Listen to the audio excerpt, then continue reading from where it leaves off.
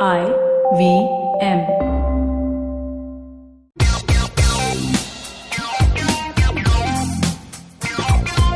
Hello and welcome to yet another episode of Uncle Please Sit. I'm Joel Pereira, and with me as always is my buddy and co-host Tushar, Abhichandani. With us this week is another special guest. She's a screenwriter and booktuber with her channel Books on Toast. Hi Anuya. Hi everyone. How are What's you up? doing today? It's a beautiful rainy day. It's a great day because I traveled back to Bombay exactly 2 weeks ago, and today was the end of my quarantine. Wow. Yes, Queen. Amazing. Congratulations, Joel. What are you going to do with all this freedom? Finally, grocery shopping. Spend more time at home. Yeah. Yeah, you. Is that annoying, guys? What is that? Cat. No, everyone knows that we are at home and these noises are going to happen. Yeah. So As long as the cat doesn't come and literally like paw your face while we're recording the podcast, that's fine. Yeah. There have been other episodes where there's like my dad shouting in the background. So it's Wow, amazing. How authentic. It's very authentic, grounded, rooted podcast. Artisanal podcasting. Yeah. Artisanal podcasting. So how has the lockdown been going, Anuya? I'm pretending to ask this question, not knowing what you've been up to. Yeah, I think Tushar, you know exactly what I've been up to, down to like minute by minute, blow by blow accounts of my life. Yeah. But anyway, lockdown has been great, guys. Yeah, I moved to my parents' house where we're going to huddle and ride this storm, so to speak, for the rest of the way. God knows. Also, it's a gated complex, no? Yeah, it's a gated complex and it's in the middle of nowhere. So the hope is that the virus will not find us. Or the revolution. Revolution. So, Joel, what are we talking about today? Today, because we are with a booktuber, we are going to be talking about books and how we have no culture of books, realistically. How we don't read and we don't Encourage reading. It's not encouraged. Reading is not encouraged. But to be fair, also, even if you do want to read and even if you really try, there are lots of difficulties to it. As far as accessibility, as far as cost, as far as there's also the elitism of reading. There are a lot of people who are very proud about the fact that they sit and read Russian authors and basically crap on anyone who doesn't read anything like that doesn't fit their tastes. So all of this we're going to be discussing right after this break. Hello, everybody. Welcome to another week on the IVM Podcast Network. If you're not following us on social media, please do. We're IVM Podcast on Twitter, Facebook, and Instagram. I'd like to thank our sponsors this week, Paytm Money and Intel. We appreciate their support. It's been a fantastic week on the IVM network. I hope that you've been checking stuff out, but some of the highlights that you definitely should check out. Ashish Vidyarthi, host of Begin the Journey, was on Cyrus Says. They had a really fun conversation. I think you'll enjoy that. Uncle Please Sit did an episode around development, which was really, really fun. On Edges and Sledges, we had Adam Holyoke, former England captain. While those guys are killing it, one cricketer after the other. Definitely do check out Advertising is Dead. We talk about esports with some really guys who really know that space. Smile India, absolutely right. These guys are killing it as well. So is Pawan at Pragati. Don't forget The Original Things. Again, one of my favorite shows. You must check that out. It's just been a really fun week, folks. I hope that you enjoy it. And with that, let's get you back to your show. And we're back. With us today is Anuya Jakatdar, who is a booktuber and also co-host of Books on Toast, a very popular YouTube channel. BookTube channel. Yes. This is a word I learned today. Like literally 5 minutes ago. See, we on this podcast. Are there any what are other like channels? What about skincare? What is that called? SkimTube. SkimTube. That sounds very wrong. That SkimTube is literally the name of a porn site, right? Yes. Possibly. Possibly. Wait, I'm going to check. They are called beauty bloggers, beauty vloggers. Beautubers. No, they're not called YouTubers, although why aren't they called YouTubers? They called YouTubers. Yeah, now I'm amazed that they're not called YouTubers. Guys, SkimTube is available for sale if anyone is interested. Nobody is interested, Joel. Fine. No one. I'm sure there is someone who will eventually evince an interest. And call it SkinTube. Why? SkinTube sounds perfect. Pornhub will buy it one day. Maybe a dermatologist in Ghatkopar. I was reading this article the other day about how Pornhub basically owns 90% of porn channels across the world. Like literally every porn channel that is popular Not Pornhub. There's a company with a very like, I would say innocent but very weird sounding name. It's called MindGeek. And and this company called MindGeek, it literally owns 90% of all the streaming porn channels, whether it's Pornhub, whether it's all the other ones, XNXX or whatever, the really big ones, all owned by the same people. It's so lovely. I thought Joel booktubing. He has taught me who owns. All about information, this podcast. I don't know. I was reading one of those listicle type things the other day about how there are these companies that have very like that no one knows about, but actually run things from behind the scenes. Like for instance, there's an Italian company called Luxottica, which again has a 85 or 90% market share of sunglasses. Wow. So they own everything from Oakley to Ray-Ban to all your fashion brands like Tommy Hilfiger or Tom Ford or Versace or whatever. And it's just this one company in Italy just sitting in and creating all of these with different brands and everything. It sounds like it's a hotel in Lonavala. Yeah. Luxottica. Luxottica. Right next to the Wax Museum. Yes. I've been to. Why? You really? Books, of course, it's amazing. Why go to, what is that place called? Madame Tussauds. When you can come to Lonavala. Why go to either of them when you can go literally anywhere else? Okay, now we are beginning to digress now. Guys. Audience drop off has happened. Oh God, come friends. Let's talk about books. Okay, today's topic is books. This is why people don't read, because our attention spans are so all. This is why we've made the case ourselves. Yeah, our minds can't stay fixated on books even for 5 minutes. So let's talk about books. No, but you know what? Books, the habit of reading books has to be encouraged also, no? Yes. And we don't have that, I think. And it's not even a current generation thing. It's been around for a while, where we have this weird mentality that if it's not educational, in the sense that if it's not like directly educational, like I'm not even talking about like an encyclopedia and all. The only book reading that's actually encouraged are basically textbooks. Textbooks, pretty much. Like no one actually goes out there and says like, why don't you try out reading these? I mean, forget even like, not even like hardcore literature. Just some basic books. I was like, read, have some fun with these books. Just, try to understand stuff. So it's never encouraged. As I understand, I think CBSE syllabuses or ICSE. I mean, I was a state board child, and all our English literature. There was no such thing as literature. And we just had these Balbharti textbooks, which used to have some extracts from like some short stories and some Robert Frost poems, some interesting short stories from well-known authors. Yeah. Here and there, a little bit sprinkled on top. Whereas I know that there were kids who went to other syllabi. With other syllabi, they had a fair amount of, say. No, I think that was only ICSE, because I studied CBSE mostly, and CBSE also didn't have a lot of that stuff.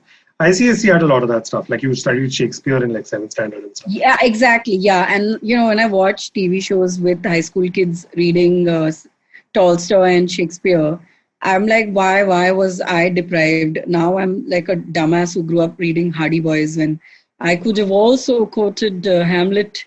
No, but even reading Hardy Boys. Listen, I think that's a mistake. Yeah, I mean, like 7th standard or 8th standard or 9th standard, maybe you shouldn't be reading Shakespeare. No, you should be reading something more age appropriate. But Joel, no, it is 7th, 8th is fine. Yeah, by the time you're older, your patience for classics is so low that the only time you should probably read them is when you're a child and you have infinite awe and wonder for the written word. And this, I mean, after you've fallen in love with reading, of course, that's when you're a teenager. Your patience is at its all-time high. I mean, as we discussed today, none of us have time for anything that doesn't instantly grip us anymore. So I wish we had been forced to read classics in school. We would have all been smarter. No. What I meant by Shakespeare in school is that, yeah, I mean, sure, they're great, Shakespearean plays, and they're not even very heavy actually if you do read them properly. they're not like intense. Okay. But I think that again, within our system, the problem is that there's no stress on critical understanding of what it means, right? Like a Shakespeare, the typical Shakespeare play, like for instance, Midsummer's Night Dream, which is one that a lot of kids are, because I've been told that because even I didn't go to SSC or ICSE, I was also state board, but I've been told that Midsummer's Night Dream and Julius Caesar were the ones that were done the most, and they're both interesting stories, but again, like it's part of a syllabus and you're taught to read it in a way that, okay, these many marks will come out from here. And then again, you're not, which brings us, sorry? So it's also a reflection of the larger culture, no? That's why you can never understand things like subtext. So many people don't understand things like subtext, symbolism, stuff like that. I mean, for a lot of us, we actually figured that out in college because we went and did degrees which had stuff. Tushar, if you did liberal arts. If you did liberal arts, that's what I'm saying. And there also, if you did liberal arts in one of these good quote unquote good colleges. So stuff like symbolism and all that is completely lost on a lot of people, which I know people who I grew up with who do not understand even certain basic things like parody. Because it was never sort of explained. This sort of critical thinking, critical reading was just never taught to people. And I think that broached upon.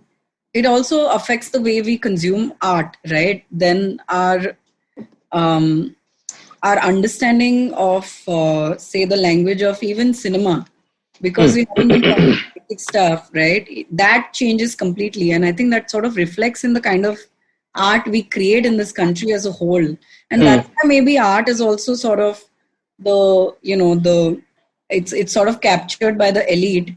Because they are the only ones who can afford to do liberal arts. Because let's face it, most of the middle class is studying science and doing engineering and whatever, MBBS. So who is studying arts? Those who don't want to pursue a career at all, and those who really, really care about it, which means that they can afford to pursue the arts. And like sit Vela and not just the art that we consume. I realize that this applies to even then the politics, every aspect of life where you can't look at symbolism, where you can't look at sort of the idea of scratching beyond the surface. True. It's absolutely. These are things that you never understand because critical thinking and critical reading are things that you are not even being taught. These are things that you don't even know that they exist. You are discouraged from. And I mean, that's just a greater social thing also, no? In India, who is really encouraging you to ask questions? That is true. Or to be critical of anything. Yeah, it's true. It's true. All we did in school was to learn something by heart and go out and vomit it. And look at what greatness that has. Yeah, like how many times in your English textbook where you read a lesson where you taught, Acha, this is the deep meaning of this lesson. Yeah. Never. Or they told us what it was and we learned that deep meaning and we produced it. I mean. Yeah. They literally be like, okay, this thing has a deep meaning and here it is. Yeah. Now, write a short note. Yeah, now complete the following. I know. Now I'm sad, guys. I'm sad. So then I'm guessing you guys are both readers, right? Yeah. And I read a fair amount. First let's start with when did you start reading? Yeah, I was coming to that. Like all three of us have somehow managed to become readers despite our education systems. So my question to you both is, and because we always ask this question, how did you inculcate this habit of reading? Where did it come from? So in my case, I started a little in school because my brother used to read a lot. But then I started a little and then I completely stopped. I must have read my whole school life outside of textbooks. Maybe I must have read like 20, 30 books, not beyond that. Because it was just that culture around you. Yeah, none of your friends were reading. And especially this is a very common boys thing where it's always looked as the girls are reading. The boys, at least whatever school I went to or whatever, it was always like, the girls are reading. Why are you reading? You play sports now. You do something else now. Like even if it was not said explicitly, it was something that happened. Once I came to college, like post 12th, that's when I properly started reading because I also joined mass media and I realized that this is something that part of it was that I was like, I need to know all of these things. But then once I started, I really enjoyed it and then it became a thing. Like a regular thing in college, the first year of college. Joel? Around the same. No, I started reading actually really early. Around the time but I was not in India at that time. My dad worked abroad. So for me, I had more access to books. I had more access to libraries. I had more access to, like, generally I had more access. But at the same time, no one in my family really read. Like, my parents are both educated. I mean, highly educated. They hold multiple degrees, but but neither of them are really like active, avid readers. I think it just combination of social awkwardness and need for isolation, even as an 8-year-old. So I'm doing great in this quarantine, guys. This is my natural habitat only. I mean, it is a very good time to start reading if you've never read in your life. I would recommend reading in the quarantine. But yeah, it's a similar. Actually, Joel, I'm surprised that you said nobody in your family read, because everybody that I know who's a reader, someone in the family inspired them to read, like a parent or like a grandparent or a sibling, like in Tushar's case. No. Don't get me wrong. As in, my parents didn't actively read, but they actively encouraged me to read. I feel like it was, yeah. They actively encouraged me to read. They bought me, they realized early, because it would be like, what do you want for Christmas? And my answer would always be like, I want a book. So, they figured that out and they encouraged that habit, of course. But they are not readers, but they encouraged me to read. Yeah, I mean, this is a habit that all of us have gotten into pretty young. And that's the point, right? That everybody needs to, like, all parents need to start telling their kids to start reading as early as, say, ages 3 and 4. The minute they start reading, it's time to start shoving storybooks their way. Which will eventually solve this problem of critical thinking. But anyway, what were you guys saying? I nicely just... No, that only, that I started reading at that age. And weirdly enough, I never got into fiction. I used to always read non-fiction, and I still mostly do. Started off with books about dinosaurs and all, because I was 8-year-old boy. But continued along that way only. I barely read non-fiction anymore. And that also habit started very early. But you brought up an interesting point about accessibility. Accessibility is a big issue in India. At all levels. Literally at all levels. Okay, because... Yeah, think of it this way. Like, we are a developing country. So a lot of people cannot afford books, because a lot of books are at least 200, 300, 500 rupees. Yeah. Then, of course, there are libraries. There are big public, for example, in Bombay, there are big public libraries like the Asiatic, Sassoon, and all those, where access is obviously, as you were telling me, that access is fairly difficult to these places, because you need someone to introduce you. You need an introduction to even get some membership. Right? Yeah. You guys remember, man, we were in college. Our best bet for getting books that we needed, that were relevant to us, was the foreign libraries, no? Yeah. It was either the USIS or British Council or Max Muller Bhavan or one of those places, which are across the country. And then, of course, there's the other option of neighborhood libraries, which are these small libraries. But again, the numbers have drastically dropped, and they're also very people-driven in the sense that whoever is stocking the library depends on them, what they're keeping. They could be keeping great stuff, or they could be keeping absolute garbage. So accessibility is a huge issue. Accessibility, school libraries used to be the things that sort of got us through school years. But again, the curation is, I remember books being banned by schools. I went to a serious Catholic school and they would not allow, say, Sweet Valley High. Oh, really? Yeah, but Rebecca was allowed, so that was a very strange thing. I remember Sharon, my partner, she also told me the same thing. So yeah, it depends a lot on the whims and fancies of the people who are curating these libraries. I remember we couldn't afford Harry Potter when I was growing up, because they were like 700, 800 rupee books. So it used to be that someone in the group would buy, and then you'd wait and you'd stick your fingers in your ears to make sure nobody whispers spoilers in them. But I feel like that has changed a lot because of, say, Flipkart and phone apps. And, there are apps like Juggernaut where you can subscribe, pay a monthly subscription and have access to a whole array of books, Indian and international. There is Unlimited, which is the same, which is also fairly cheap.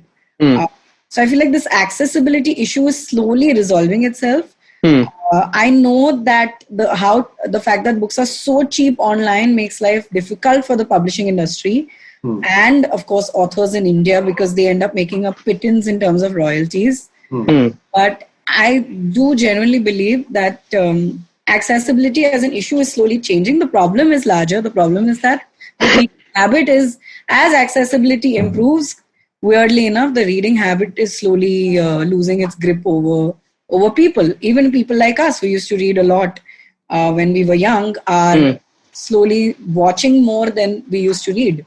Do you guys feel the same? Yeah, I think that's happening a lot more now because your attention spans have collapsed. Because like even there are so many times where nowadays, even when I'm reading a book, every 15, 20 minutes, suddenly I'll be like, let me check my Twitter, let me check my Instagram. It's a constant fight, yeah. It is. Even I like this, I have this thing where I have to make a decision. Yeah, I'm going to, at this time, mostly I read in the nights. So I'm going to turn my TV off. And I'm not going to turn it on for any reason. I'm going to keep my phone away and I'm going to read, which I mostly like. I have a Kindle. So I mostly achieve this by turning off the lights. And since the Kindle is backlit, then, it allows you to focus more, I think, on the book itself. And sorry, go on. Yeah, but I know, man, it is a struggle now, considering there are so many things. But again, this is another point that I want to raise, that reading doesn't necessarily have to only mean books. I have noticed, at least over the past at least 6 to 7 years, that I have consumed far more information from the internet in the form of either long form articles, mostly in the form of long form articles, or magazine stories, or research papers that are now available online, or those kind of sources, rather than straight up books. That does happen a fair amount. I think reading of articles and reading of other stuff is happening a lot more. But again, like a book has a certain pleasure of its own, I guess. That's also the reason. But of course, there's also the elitism around a book where sometimes not reading a book is considered, like reading other stuff and not reading a book is like not considered reading. Yeah, you could be on the website of the Economics and Political Weekly and reading there, or you can be reading some trash in paper form. And if a casual observer will still think that the guy online is like, is on skintube.com versus the person who's reading an actual book. Like, I haven't physically read a book in at least 6 years. See, I mean, it depends on why you're picking up the book and reading it, right? Like for me, reading, the information is a happy bonus. Like what I look for is story and escape and imagination. So, I mean, see, that's the difference between, I feel like readers who read primarily fiction and readers who read primarily non-fiction are very different, are reading for very different reasons. So Books on Toast, we do a lot of fiction and we get a lot of hate for it. I mean, not really hate. Books on Toast, there's no hate. It's the most hate-free, love-filled corner of the internet. Yeah, why should anyone? I've been on your show. Never any hate. Yeah, and in fact, that was our most political episode. And I was like, oh my God, we're going to get so much hate for it. But no hate. Nothing. One lady was like, Thoda, you could have, included some books by women also. So yeah, that was You're right, we could have. And that was it. That was the whole conversation. It was amazing. But yeah, like, I feel like it depends on what you're trying to read for. I wouldn't count reading internet articles as reading. Sorry, Joel. I'm sorry, but that's just a book is effort, it's commitment, it's like passion. It doesn't have to be this way. But so is a 30-page article, yeah. Nobody is reading 30-page articles. Everybody is clicking on the headline, reading the first paragraph and bouncing. Okay, let's just face it. Long form, I read lots of long. There are articles about this online which say that people read headlines and bounce. No, that is true. But then long form has also had a resurgence in the last few years. Sure, but I like books too. Oh, you're one of those people. The romance of the bookstore and all. I am the elitism that you are. I won't get the romance of the bookstore. I have a serious bone to pick with people who talk about the romance of the bookstore. I have the romance of the Kindle, but I love the Kindle. I love the Kindle. I love it. So I'm completely with you on that. I embrace all technology that allows you to read easily, cheaply, without destroying trees. What is the problem? Yeah, exactly, right? Considering that if you like, a lot of people are shit talk the Kindle. And they were like, oh, that's not a real book and there's no feel. And I'm like, what are you supporting? Are you supporting the writer industry or are you supporting the paper industry? Lumber Right? industry. Or the lumber industry. And also for me, it's a little personal because our bookstores have really terrible non-fiction segments.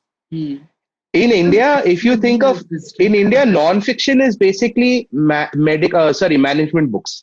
And that is their books. Self-help. Yeah, I have never read a single. The gurus.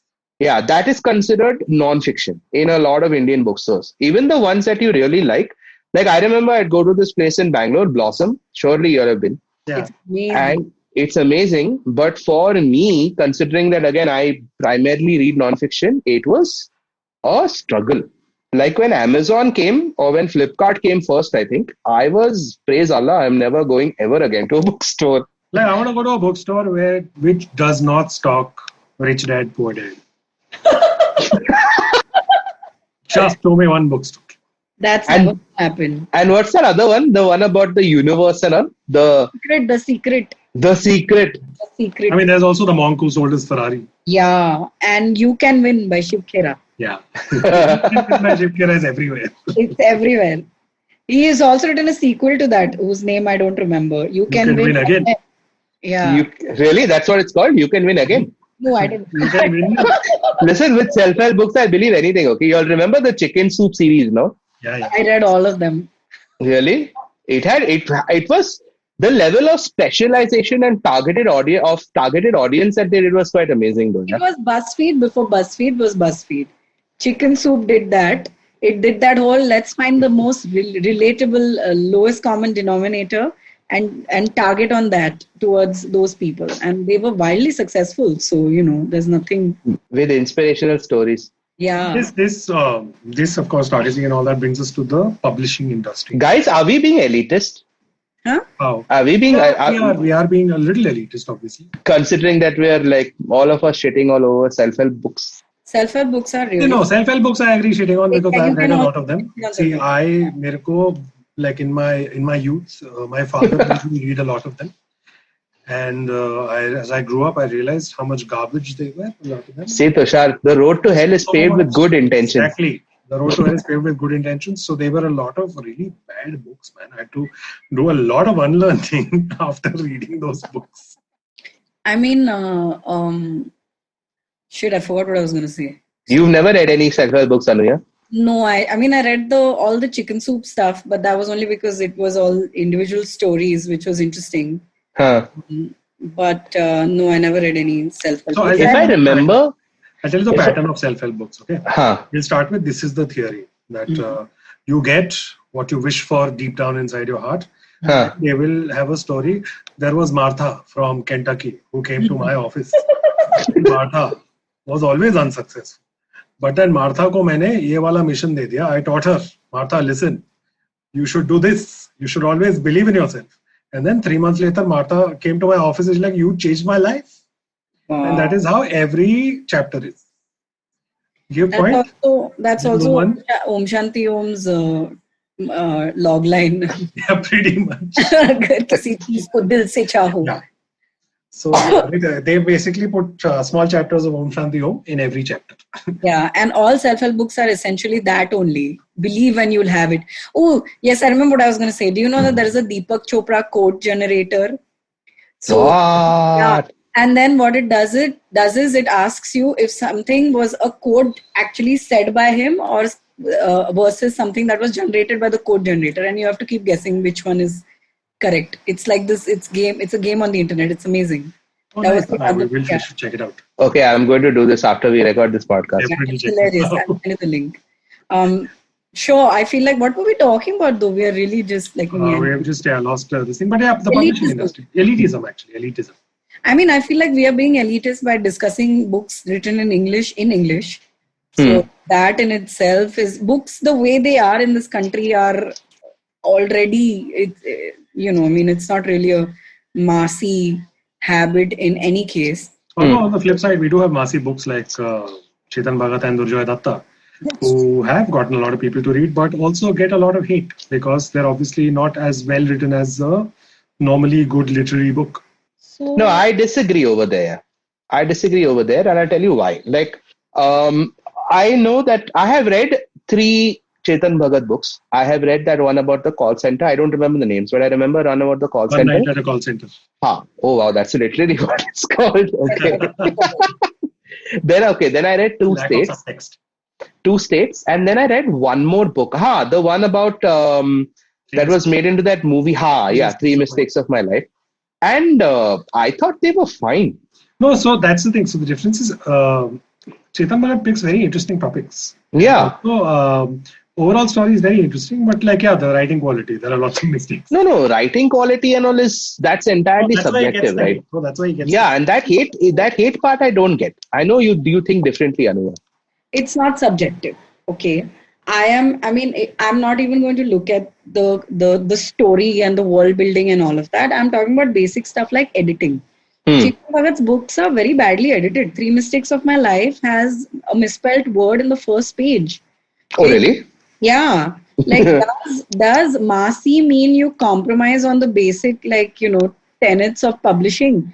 Tell whatever story you want. I'm not even talking about prose. You can keep it as simple as you want. You can tell whatever story. But why not? But that's not then his fault, no? If there's a spelling mistake in the book, that's his editors. There are sentence errors, it's poorly constructed sentences. It's bad. It's just bad editing. And this is a problem that exists throughout in Indian publishing. Where if a book is massy, nobody spends time editing it because somehow they think that people who read these books don't care. And maybe they don't care. And maybe I'm, once again, being the elitist that, we are sort of trying to identify. But editing is a huge issue in Indian publishing, mainly because Indian publishing is overworked and they have very few people working on a really large number of books. They are publishing everything that they can to look for that elusive bestseller. And an interesting fact is that in India, you don't need to publish. You need to sell 5,000 copies, 5,000 to 10. It used to be 10,000, but now it's 5,000 to be classified a bestseller. Wow, seriously? Yeah. I didn't know that. So an actual bestseller might sell like a book, like a Chetan Bhagat might go into lakhs. But literary fiction doesn't sell at all. But then once they identify something as literary fiction, they know it's going to go into the award circuits. So they put so the good editors start working on those. So it's kind of like Okay, let's just be a little more specific now. What do you mean exactly by literary fiction? Literary fiction is wow, I don't know what it means. What does literary fiction mean? Highbrow books. Fiction means just really. I don't want to. Really hard to read books. Examples. So what Salman Rushdie writes, or what Arundhati Roy writes, or Arvind Adiga writes, is literary fiction. It's books where prose is given a lot of importance. Style is given a lot of importance. Often this comes at the sacrifice of story, but it's more about how it's written than what's written in it. So about the craft of writing. Those books generally are classified under literary fiction. I'm not saying they're unreadable. A lot of them are superb and amazing. But the primary difference between, say, Harry Potter and Arundhati Roy is that something like a Harry Potter would be classified as genre fiction, which is fantasy. Or, science fiction is also genre fiction. Whereas literary fiction more focuses on, say, the human condition. So, living a life in contemporary times. What it's like to be alive in today's times. That focus on human condition usually is something that you also see in. That is generally the book form of art, I guess, right? Of the book form of art, yeah. Versus there's popular art, and then there's art for its own sake, so to speak. Yeah. How would you classify my favorite fictional author? His name is Lee Child. And he writes a series of very popular books where the hero is Jack Reacher. Popular fiction. Oh, that's popular fiction? Yeah, yeah. Okay, that's not so bad. I'm just trying not to say trash, but Don't be elitist, Anuya. Second time in 15 minutes. I am. I have to be. I run a booktubing channel, so therefore my opinions literally drive that channel. In which case I can't afford to be populist. I can't afford to say everything is nice. I have to be extremely. I have to curate what I say about books. And you guys can be all like, but what we try to do on Books on Toast is we try to be inclusive. Tushar, your point on Durjoy and Chetan and all of that, right? And all my angst that was brought out by it. There was an interview that I watched which featured Durjoy Datta, whom I've gotten to know as a person. He's amazing. He's extremely funny, very self-effacing. He makes fun of his own books, okay? He's very, very self-effacing. His books are called things like, I broke up with him because I stopped being in love with him. That's like the whole plot is in the title, you know? Yeah. That's the name of the book. I'm not even kidding. So it's not like, it's not going to be high art, it's going to be something that a 12-year-old is reading to get that, like, for romance, and also because it's a cute author and, he's writing about romance. So he's tapping into that market of, whatever, adolescent girls. And his argument is that if I make them read one of my books, I get them hooked onto the habit of reading and they go on to read Salman Rushdie. What's wrong? Gateway book. Yeah, it's a gateway drug, right? Like I understand he's right, because we read Hardy Boys and Nancy Drew. That was my introduction. Nobody is going to look at that and be like, "Wow, ये तो award winning है." नहीं है. Time pass है. Time pass के लिए पढ़ा. And now I'm like, oh, literary fiction is amazing. Like I've grown up as a reader. And also the person who had a lot of cred back then, the writer who had a lot of cred for us, has been quite like discredited now. No, I am talking, of course, about Enid Blyton. Yeah, I thought you were going to say J.K. Rowling. So I mean, J.K. Rowling. You know what? I haven't read the Harry Potter books, so I can't comment. Though I have read all of Enid Blyton's books. Tushar, you were saying, but I forgot what I was saying. Okay, yeah, Enid Blyton has been. Let's go into. I think this is a good point to divert into the Indian publishing industry. Tell us everything about you, everything you know about them. Yeah, Anuya, give goss. Just give goss. Give goss. I mean, a few days ago on Twitter, while the J.K. Rowling controversy was raging, of course, the Black Lives Matter movement is also really being spoken about globally right now, right? And one of the things that happened on Twitter was this hashtag that trended, where authors spoke about the disparity in the advances that they received. Black authors spoke about disparity in advances that they received versus white authors.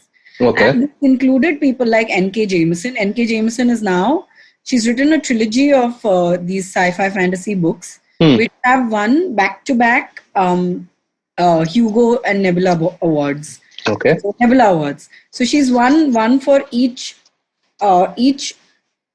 volume of the trilogy has won an award. So she's, for all purposes, one of the greatest writers of science fiction of this generation. And even her numbers were, in comparison to white authors, really, really minuscule, especially white male authors. And she's the black female author. So that conversation was raging, and Indian authors were looking at the figures that were supposed to be negligible by comparison to white people. And they were all just like looking at each other laughing, because the kind of advances that they get, I mean, like 250 pounds, like that level, wow. 500 pounds, that kind of level for women who have been nominated for Women's Prize, the Women's Prize for Fiction, which is a global prize that's given to women, literary fiction by women. I mean, you'll find it. Like, I think Meena Kandasamy spoke about this. Like, I'm referring to her when I talk about this. And so you get like 50,000 rupees and 1 lakh as an advance. And then your royalties are ridiculous because books are priced at 200 rupees, 300 rupees. Again, accessibility. And we were talking about ebooks, and why ebooks are amazing. But you have to realize that the cost of an ebook is ridiculous. A book which will cost, say, 500 in paperback will be 300 or 200 in ebook. Correct. Effectively reducing the royalties paid to authors even more. So, I have now spent, say, 4 years in the middle of this Indian publishing industry, and I still don't know how it makes money. Because I know that literary fiction doesn't sell. How do authors make money? By doing everything else. Writing is literally just for the patrimony. Yeah, so people spend 7 years writing, putting their blood, sweat, and tears into books that are wildly critically acclaimed and that win. So see, again, the other way for them to make money is to win these awards. So there are prizes for fiction. There is the JCB Prize for Fiction, which is brand new, but is the richest award given out in India to literary fiction, and that's 25 lakhs. Even that is, I mean, a screenwriter will make that. A good screenwriter who's established will make that, say, in a show, right? Which is much less, comparatively less effort. And I mean, you will get paid that to write, not if you win that elusive award after months and months of lobbying, right? So, so there are awards. That is one way to make money. But apart from that, you have to keep finding ways to sustain yourself, because it's just not sustainable to be the writer of books in India, because there is no money in it. There's a lot of effort and the ROI is damn low. I still don't understand why people write books. That's the first thing I ask all authors. क्यों कर रहे हो? क्यों कर रहे हो? कुछ है तो नहीं इसमें? I know that the best-selling books like, say, an Amish Tripathi or a Devdutt Patnaik, those bring a lot of money, and that sort of bolsters the litfic, so to speak. But it's a very sad industry to be a part of. There is no hope. There is no marketing budget for, genuinely good books. I know that authors put in their own money to do book launches, which is the saddest thing I've ever heard.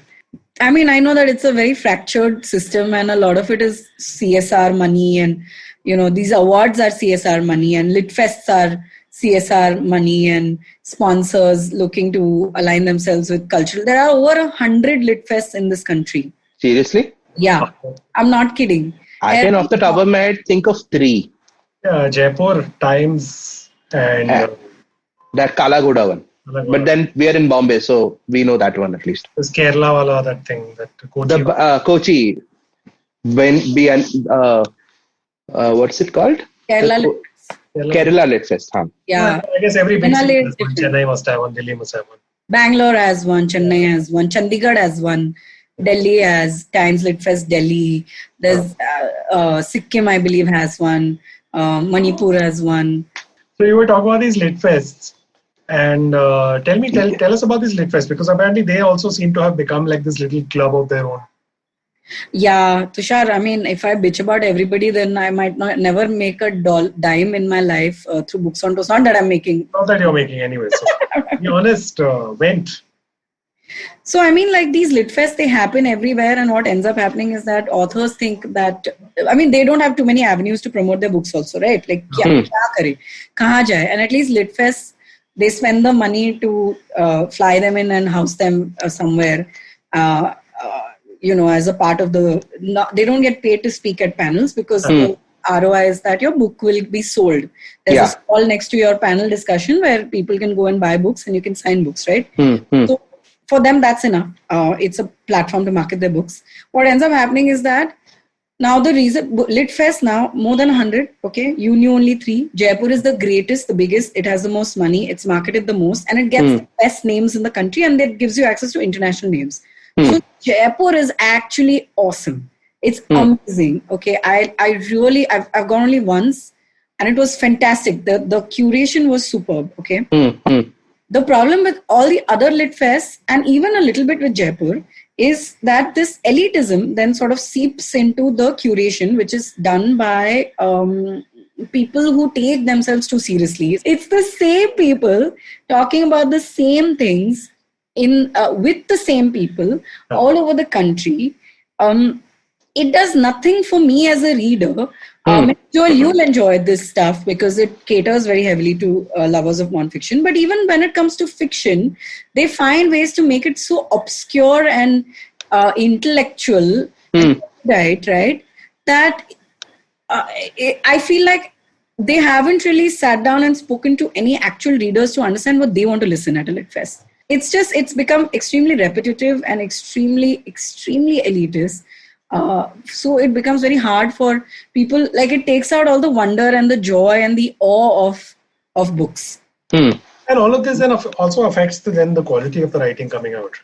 I mean, I don't know. I don't know that. I don't know how much it affects the quality of writing. It's just that I know that it's affecting it has sort of qualified books and reading as this very like intellectual habit and, this thing that only extremely frou-frou people do. Delhi is a huge hub, as we all know, of people who read very seriously and who write very seriously. I thought you were going to say the huge hub of frou-frou people. It has. It really is, but yeah. And somewhere down the line, I feel like because we aren't having fun with LitFest, we are not creating them places. They are notoriously poorly attended, LitFest. Okay, a lot of college kids go there because their colleges force them to go. And they faff around and they are like, "Acha, oh, this is also there. Okay, cool," and they leave, and then it's like a credit. So that's the thing. No, it's like a missed opportunity. You've got so many college kids coming. Just make it interesting. No, yeah. Put science fiction, put random shit, put even popular fiction. Put it. Find ways to. So there is also popular fiction. I know that like popular authors come and speak and stuff like that, but. It's not enough. I feel like LitFest need to really stop being so damn, their heads need to.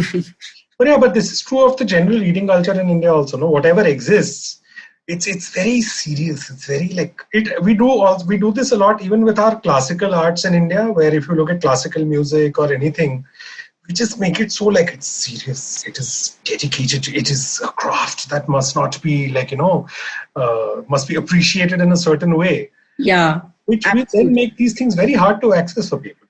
Absolutely. Turn them off. Yeah. So that's what I'm saying. I'm saying what is stopping all these LitFest organizers who have sponsors, from having a little bit more fun, curating, getting young people on the panels, to talk about younger authors. Like, for example, YA is not taken seriously as a genre, right? Like, young adult is not a serious genre for anybody. And that's like super profitable, no? It's super profitable. It's huge. I think that if you count the 20 biggest books of the last maybe 30 years, I think YA would be a large portion of those. Exactly. Yeah. There's hardly any YA representation in all these panelists who are coming there to talk about books. So much YA is turned into, we don't look at all the pop culture that comes out of books. And I mean, what is stopping them from doing a Comic-Con of a LitFest, right? Like all of this all pop culture that we love is based in either comic books or young adult novels. Yeah. So why aren't we tapping into the Harry Potter loving audience and introducing them to Indian young adult, Indian fantasy, whatever? It's a huge missed opportunity because people who are programming it are not looking beyond what's being done already and looking at what the younger audiences are watching, liking. Booktubing as a culture didn't exist, and I'm not saying we are pioneers or anything, but it's just that there were no booktubing channels until we started it, and even we are not traditional booktubers in the sense of the term. I know that there are younger people doing far better job now in India also. There's a booktuber called Heli. I know one of Books on Road's employees, Smriti Sant, has started a channel called Sant Reads. And, they do a lot of really fun stuff that I feel like LitFest organizers are really not taking note of. Even the moderators are very, get some fun moderators. Put a comedian in there, put an actor in there, put someone who reads a lot, who can, have like a fun, interesting conversation that resonates with the youth. It just, it just feels very like they're trying to keep it that way, and I have a huge problem with that. I feel like if we want people to read, if we want there to be that bridge between, and that's why if you see there is either like a Chetan Bhagat or there is an Arundhati Roy. It's that middle that even publishers are chasing, that they are having trouble cracking this middle ground of say 100,000 books or 50,000 books. What is that? Well written, interesting, fun stuff, which is not mediocre. It's good. And it's attracting these same young people who are watching, shows on whatever, Amazon Prime or Hotstar. Why isn't there a book equivalent of that? Why isn't there a Lit Fest equivalent of that? I don't know. I was just actually going to ask you that only. Like, considering that over the last 20 odd years, okay, we've seen, though films are relatively recent compared to books. Books are what, 500 years old, 600 years old, the way we know them. Yeah. We have, you had this kind of merging and then this split between films and television, right? Where you had suddenly, you had shows like The Sopranos, you had shows like Breaking Bad, you had shows like The Wire, which could be like the literary fiction version of television. These were serious shows with serious craft, with serious art, etc., etc. But they were on TV, which was traditionally like the more frivolous form of entertainment, right? If you look at films and you look at television, like for the longest time, say in America or the UK, the serious work went to cinema, and television was, where sitcoms and periodic, these procedurals and those kind of shows happened. Do you see something? And now, coming back to my point, now this concept of the wide arc show, which, like, for instance, even in recent times, since you mentioned Prime, like a Patal Lok, or a show like Narcos, or a show like, those kind of shows, which have real literary credibility or real artistic credibility. Do you see that? Do you see a split like that happening with books as well? Or does it already exist? I mean, it exists. It's just that it's not marketed. Like, for example, like a lot of literary fiction will fall under this. Yeah. I don't know about it. I mean, like a Chetan Bhagat has put, from whatever I hear, all these popular authors who are popular, whom the lit crowd looks down upon, they have done solid marketing. They have put in their own money behind marketing their own books, and the results are there for everybody to see. Right? So it comes back to that, right? Publishing doesn't have the money. If the author has the money, then the author puts the money behind it. And books get marketed. Those books become popular, and then literary fiction looks down upon those books. Yet nobody's reading literary fiction because there's no money to market literary fiction, and it's that same vicious circle, because now the popular authors are making a lot of money. They're getting huge advances because the sales are guaranteed, whereas literary fiction not making money, getting small advance, no money to market book. So it's just this vicious circle that nobody's really taking the efforts to break. Now that there are booktuber channels and stuff on YouTube and Instagram, and bookstagrammers are a thing, hopefully the hope is that people will find new channels to discover that don't need marketing dollars, right? Like when we talk about a book, we are not really taking money to talk about that book. Yeah. We take money from, say, an award to be like, please popularize our award, which means that you get to talk about 10 amazing books. Which is fine for us, but so it's organic, it's word of mouth, it's peer-to-peer recommendations, but on social media, which everybody is sort of consuming. So the hope is that now with this whole the way book marketing is changing, sort of changes consumption habits, brings to fore great books or even good books that don't have marketing dollars to bolster them to bolster them rather. I feel like it'll happen now, but it's also the worst time for this to happen for all the various reasons that we discussed. You don't have time to read because there is so much content out there. Even consuming a channel like we do 40-50 minute long conversation on books. That's 40-50 minutes spent not reading books. So we are cannibalizing that audience ourselves, sort of. So it's just, there's no clear solution. It's that same clutter breaking unicorn. Something magical needs to happen to change this sort of. But yeah, I was just thinking about what you were saying just now about how there's no middle. Like, if you think of, say, publishing in the West, right? You have pulp. Okay, like what say Chetan Bhagat and this Amish and all these people do. And then you have literary fiction, but in the middle you have this solid band of best-selling authors who write well. Like for instance, someone like Jeffrey Archer. Okay, he's not literary fiction, but he's not pulp either.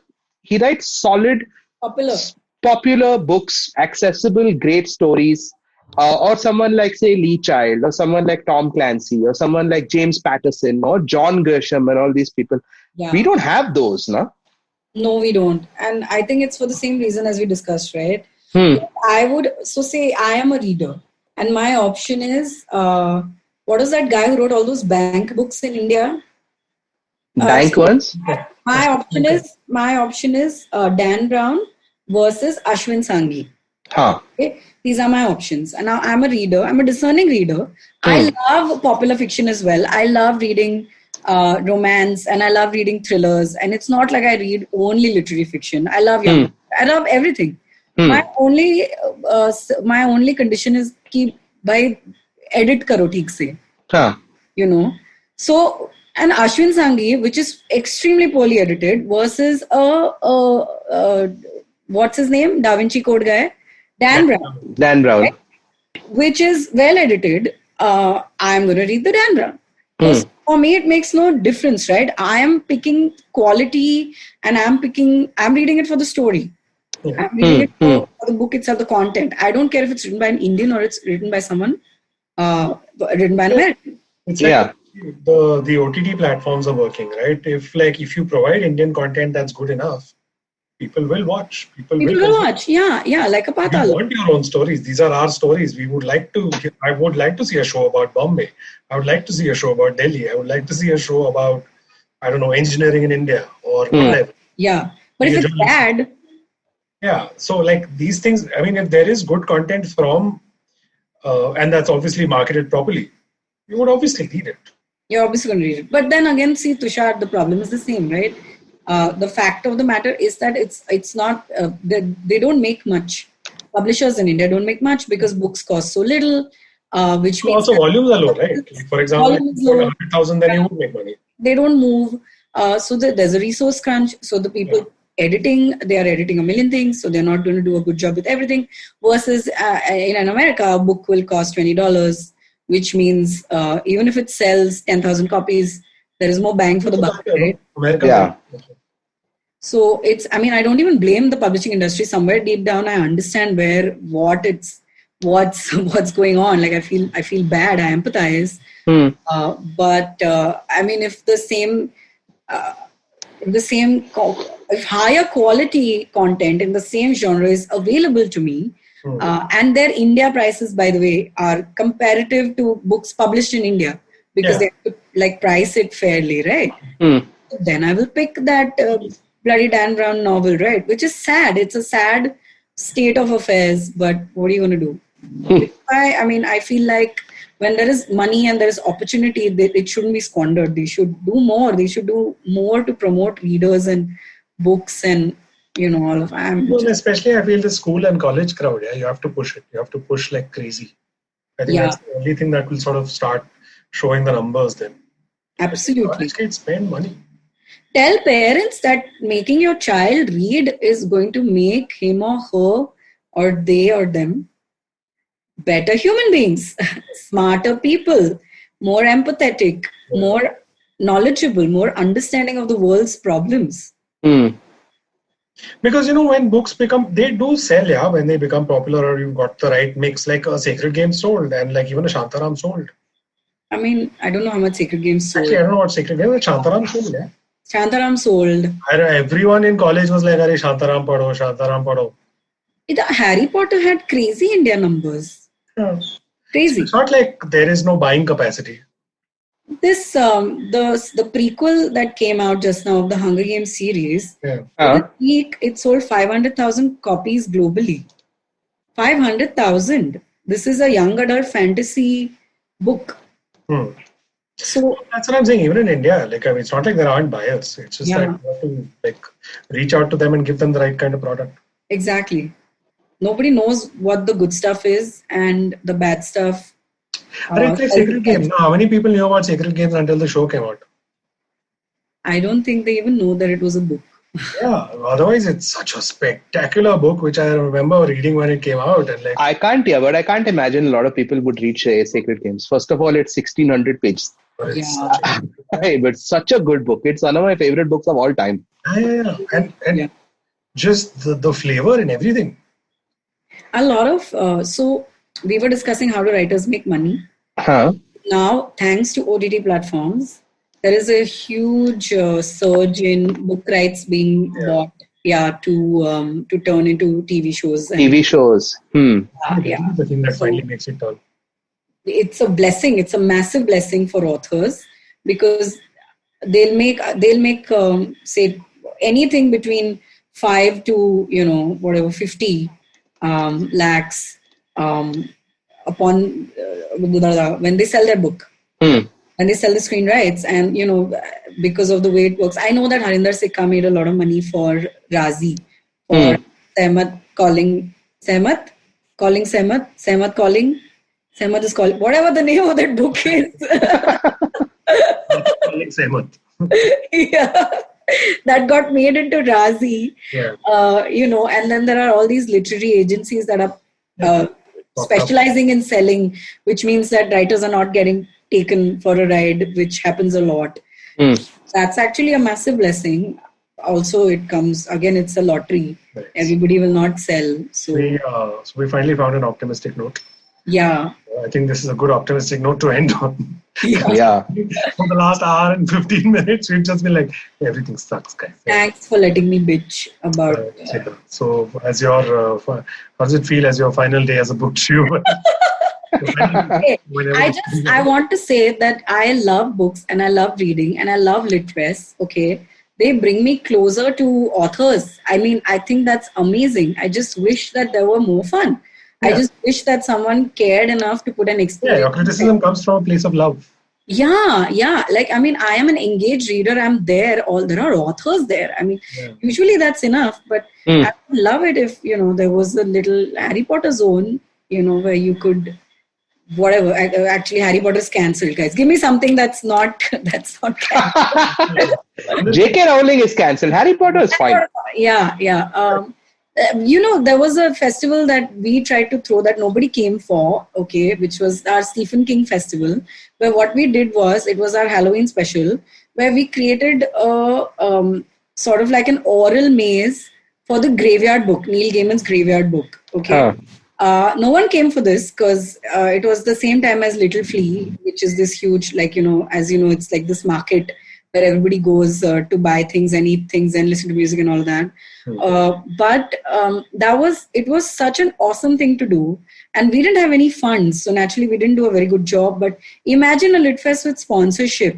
The things that they can do with VR and AR and technology being the way it is, bring books to life. And I just want to see more of that. I just want to see more Comic-Con-esque stuff where I can buy merchandise. I can go in and take photos under the giant, Iron Man or whatever. I would love a little bit more experiential stuff, a little bit more fun, a little bit more comedy, a little bit more, whatever in a lit fest. I feel like that would keep me glued to my seat as opposed to discussing Sanskrit, Panini's Sanskrit and how it applies to programming.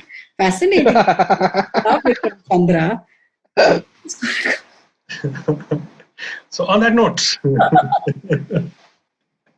I think we've covered fairly everything that we could about the book industry. And thank you, Anuya, for coming and venting your to your heart's content. Thank you for having me, guys. Please hire me when I'm fired when Books on Toast is cancelled. For the 8 listeners, we get less listeners on this than there are readers for GT Books. Books on Toast has 40,000 subscribers, so I will push your show to them. So lovely. At least we can do that. That is lovely. So I think we've pretty much covered everything. Basically, what we're saying is, guys, read, encourage others to read, and keep reading. And if you find good Indian books, read them also, because Indian books need support.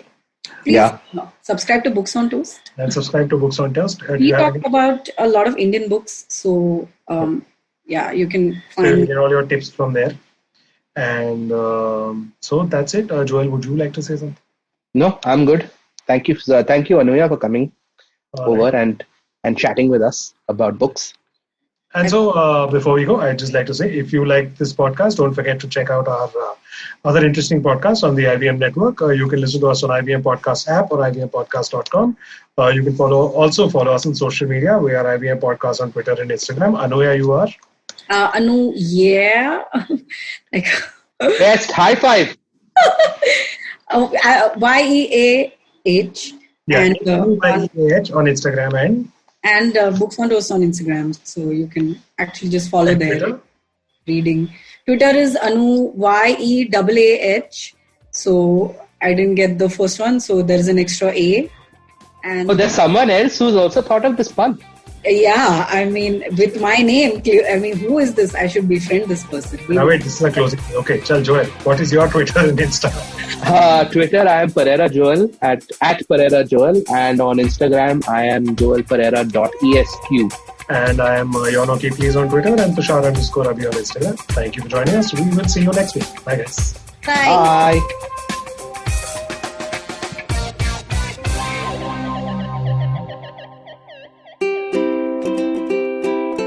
How many times have you motivated yourself to improve your sleep, or lose weight, or be more productive? How many times have you failed? Hi, my name is Ashton Doctor. Tune into my show, The Habit Coach Podcast, where we focus on creating small, tiny habits to improve your life instead of those big, impossible tasks. So make listening to me a habit every Monday, Wednesday, and Friday on the IVM Podcast app or ivmpodcast.com or on your favorite podcasting app. Hi guys, this is Ayushi. And I am Ritasha. And welcome to Agla Station Adulthood.